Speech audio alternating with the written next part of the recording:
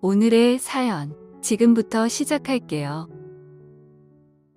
안녕하세요. 올해 40살 평범한 남자입니다. 좀 쑥스러운 말이지만 30대 중반까지 장가를 못 가고 있었는데요. 나름대로 남들 다 아는 결혼이라는 걸 저도 한번 해보겠다고 직장 생활했던 내내 월급을 아끼고 모으고 재테크하면서 불리고 열심히 살다 보니 제대로 된 연애는 한 번도 못 해보고 집과 회사만 왔다 갔다 하는 생활 패턴으로 살고 있습니다. 정말 지루해 죽겠습니다. 이 때문에 거의 6년 가까이를 솔로로 보냈는데 30대 중반 들어서 이러다 진짜 노총각으로 영영 늙겠다는 생각이 들어서 부모님과 지인의 소개로 여러 번의 소개팅 자리에 나가 결혼을 전제로 여성을 만나보려 노력도 했죠.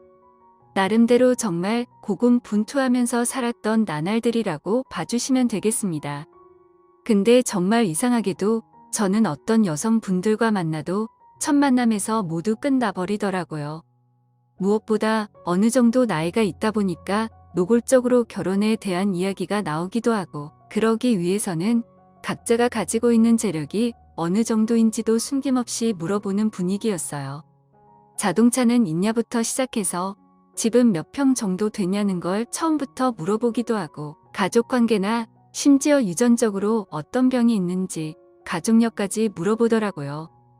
저는 솔직하게 차가 없어서 택시 타고 왔다고 말하고 구구절절 제 상황을 설명하면서 결혼하려고 이렇게 돈을 모으고 있는 중이라서 별로 가진 게 없다고 말했습니다. 조금만 개념 있는 사람이라면 이런 상황에서 오히려 저를 좋게 봐주실 거라고 생각했는데, 이상하게 여자들은 이때부터 대화의 온도차가 확 나더라고요.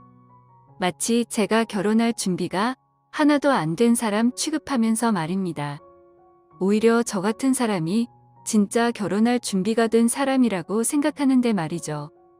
그리고 한 달에 500만 원도 못 버는 중소기업에 다니면서 아파트는 가지고 있을 수 있겠냐는 말을 했고, 저는 역세권은 아니지만 20평대 작은 빌라 하나 가지고 있다는 말을 했는데요.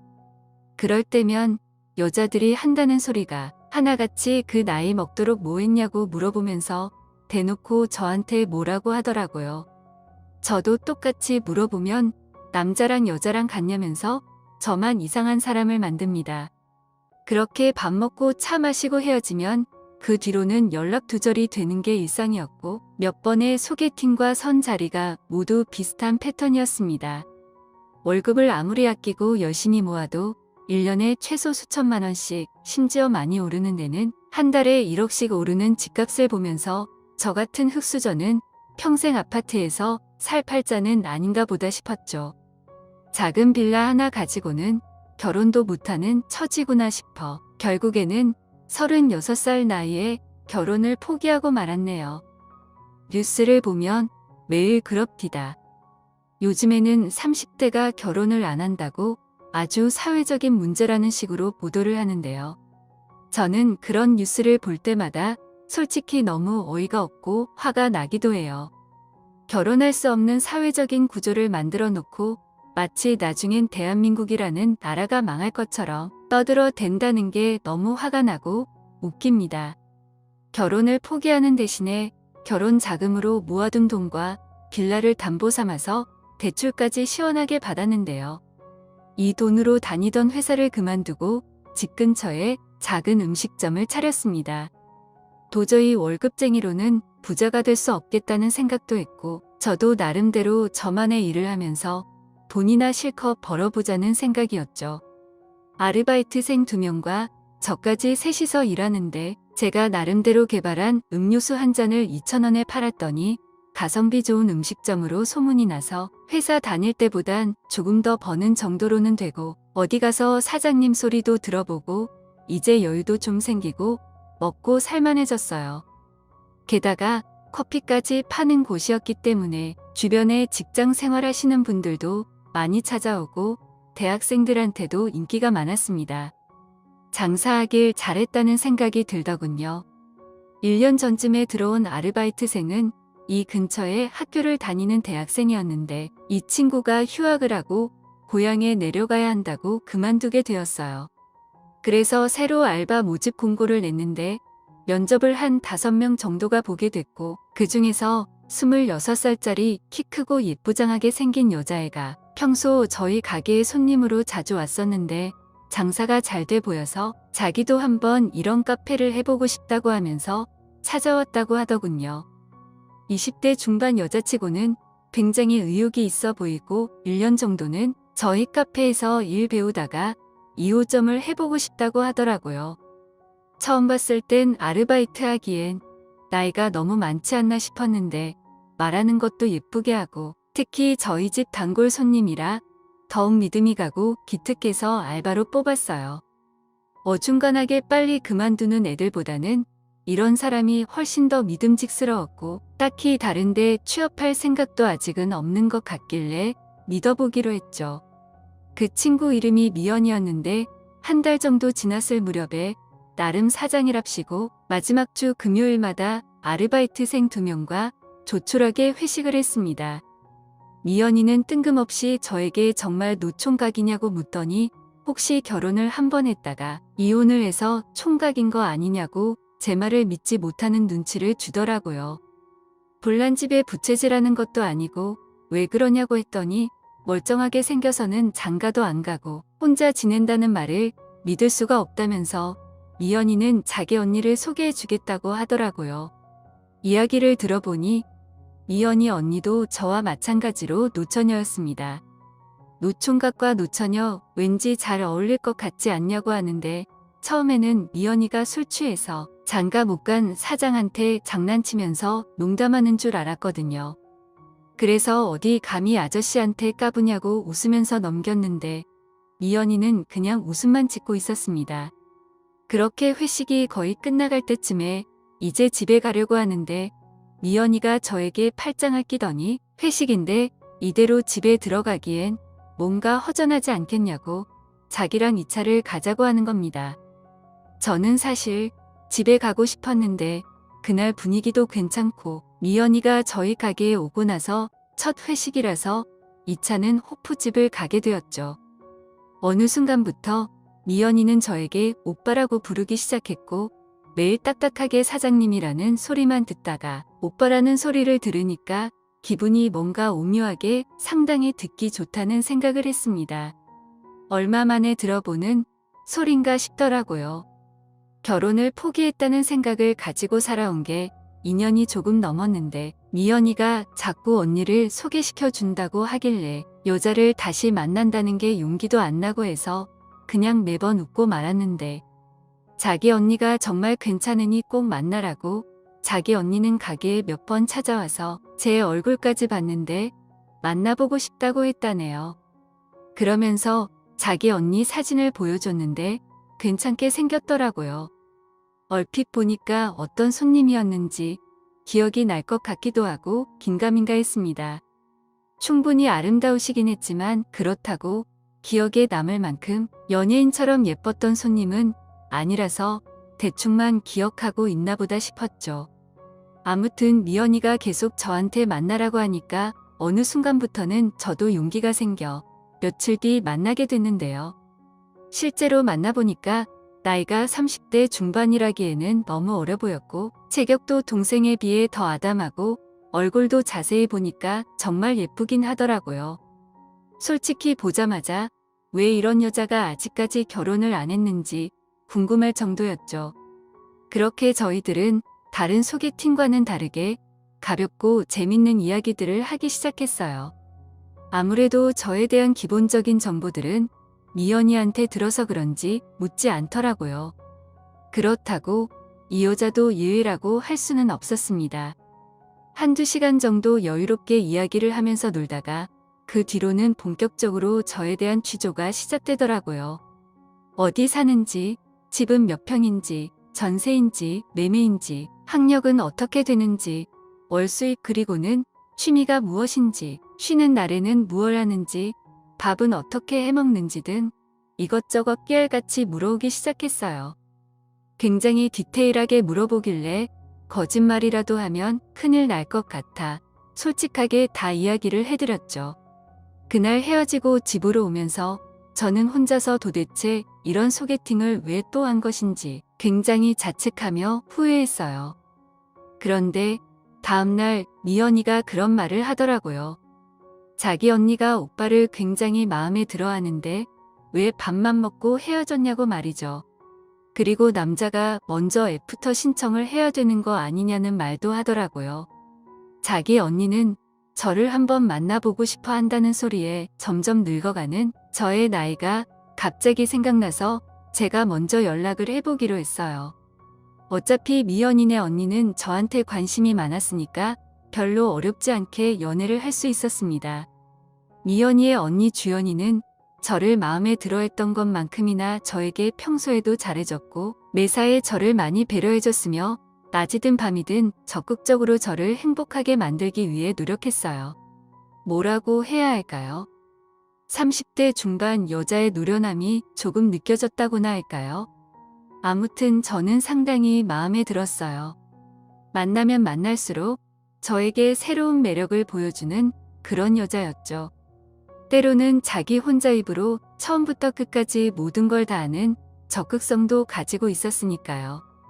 그리고 1년 조금 안 되게 예쁜 만남을 이어오다 저희 둘은 결국 결혼에 꼴이 나게 되었습니다. 이 정도 여자라면 충분히 결혼해도 괜찮겠다는 생각이 들어서 하기도 했고 나이가 드니까 여자를 별로 깐깐하게 보지 않게 되더라고요. 그냥 대충 이 정도 여자면 괜찮겠다 하는 그런 가벼운 마음도 솔직히 없잖아 있었어요. 그 여자가 그 여자고, 그 여자가 그 여자고, 자꾸 이런 생각이 들었던 거예요. 결혼하면 모든 게 다 좋아질 줄 알았는데 연애할 때 번번이 싸웠던 일 중에 하나가 결혼하고 나서도 저희 사이에 충돌을 가지고 왔어요. 와이프는 주말에는 둘이서 어딜 꼭 가야 하고 뭘 해야만 되고 집에 있는 건 데이트가 아니라고 자꾸 밖으로 나가자고 하는 건데요. 저는 가게를 하다 보니 주말에 아내와 놀아주려면 주말 아르바이트를 또 뽑아야 하고 오래간만에 쉬는 날이면 집에서 늦잠도 자고 편안하게 누워서 쉬고 싶은데 결혼하면 서로 양보하고 달라지겠지 싶었는데 달라진 게 하나도 없네요. 또 고집은 어찌나 센지. 사소한 것이라도 자기 말대로 해주지 않으면 집안이 난리가 납니다. 차라리 노처녀로 늙어 죽게 가만히 놔두지 왜 자기한테 결혼하자고 했냐면서 자기가 조금만 마음에 들지 않으면 친정으로 가버립니다. 아마 결혼하고 3일에 하루 정도는 자기 친정에서 지낸다고 보면 될 겁니다.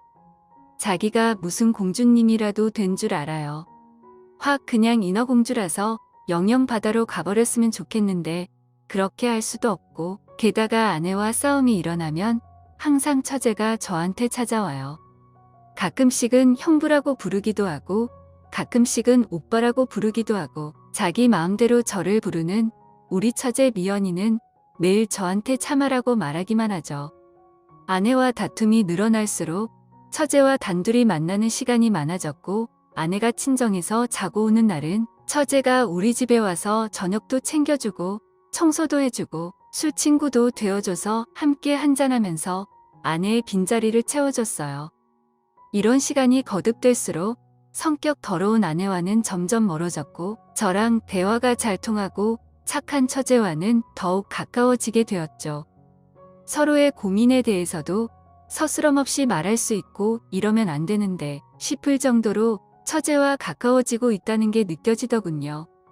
한 번은 처제가 술 취해서 한다는 소리가 오빠가 힘들어할 때마다 언니를 소개해 준 게 너무 미안해요라는 말을 하는데 자기는 오빠 같은 남자랑 결혼하면 한 번도 안 싸우고 행복하게 잘 살 수 있을 것 같다는 말을 하더라고요.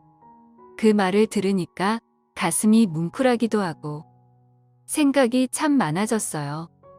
아르바이트생이었던 미연이가 저에게 저런 고백 아닌 고백을 하니까 저도 참 마음이 싱숭생숭했던 거죠. 하루는 화장실이 너무 급해서 서서 볼일 본 것 때문에 아내가 그날로 친정에 가 3일째 집에 들어오지 않자 처제가 연락이 와서는 저녁 밥 챙겨주러 갈 테니 밥 먹지 말고 집으로 오랍니다. 밤 9시쯤에 퇴근하고 집으로 갔더니 그녀가 집안 청소도 해놓고 밀린 빨래까지 찾아내서 해놓고 저녁 밥상까지 차려놨더군요. 세상에 이런 천사가 또 없습니다.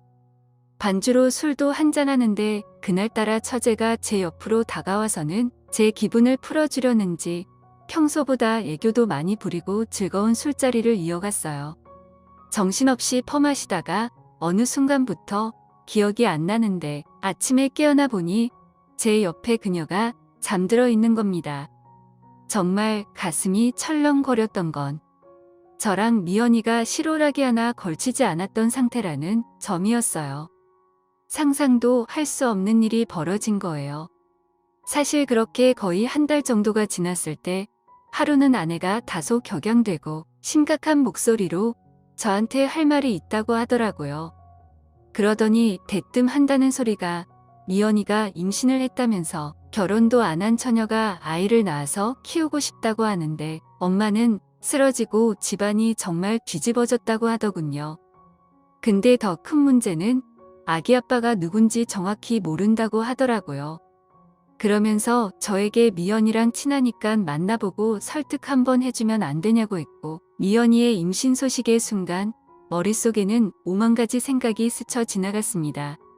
하지만 처제의 고집을 누구도 꺾을 수가 없었고 배는 계속 불러오고 있었던 상황이었죠.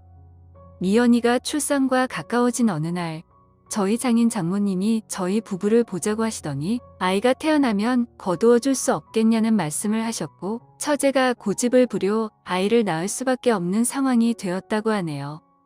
미혼모도 좋으니 혼자 키우겠다는 처제의 고집 때문에 이제는 어쩔 수 없이 낳아야 하는 상황이랍니다. 미연이의 상황도 충분히 이해가고 그녀가 어떤 생각을 가지고 있는지 예상하긴 했지만 저는 솔직히 그런 상황이 그다지 내키지 않았습니다. 입양 절차도 없이 그냥 저희 아이로 호적에 올리면 어떻겠냐고 했는데 집안 어른들이시니 면전에서 차마 거절하지는 못하고 생각해보겠다 말씀드리고 시간을 조금 달라고 했지요. 그리고 집에 돌아오는 길에 처갓집과 아내와는 사전에 이야기가 되었냐고 물어보니 아내도 찬성을 했고 더군다나 처제가 자기 아이를 딴 사람은 몰라도 제가 입양하는 건 찬성을 했다고 합니다. 사실 아내는 아이를 갖기 힘든 몸 상태라 결혼 전부터 저희 부부가 서로 합의하여 자식을 포기하는 조건으로 결혼을 했었습니다. 저희 집엔 비밀로 했지만 처가 식구들은 당연히 다 아는 사실이고요. 그래서인지 아내도 아이를 많이 원하는 것 같은 눈치예요. 그리고 얼마 전에 미연이에게 연락이 왔더군요. 자기 아이를 오빠가 꼭 입양해줬으면 좋겠다고요. 솔직히 무섭기도 하고 두렵기도 해서 처제에게 아이 아빠가 누구냐고 단 한 번도 물어보질 못했네요. 미연이도 아마 모든 걸 알고 있지만 괜히 말을 하지 않는 것 같다는 생각도 들고 제가 곤란해지는 상황을 방지하기 위해서 일부러 말을 아끼고 있는 건 아닐까 싶기도 해요. 제가 입양해서 키우는 게 맞는 거겠죠? 아무리 생각해도 정말 쉬운 결정이 아닌 것 같아요. 제가 어쩌다가 이런 실수를 다 했나 싶네요. 오늘 준비한 사연은 여기까지입니다. 이야기 재밌게 들으셨다면 좋아요 한 번씩 부탁드리고요. 오늘도 좋은 하루 되세요.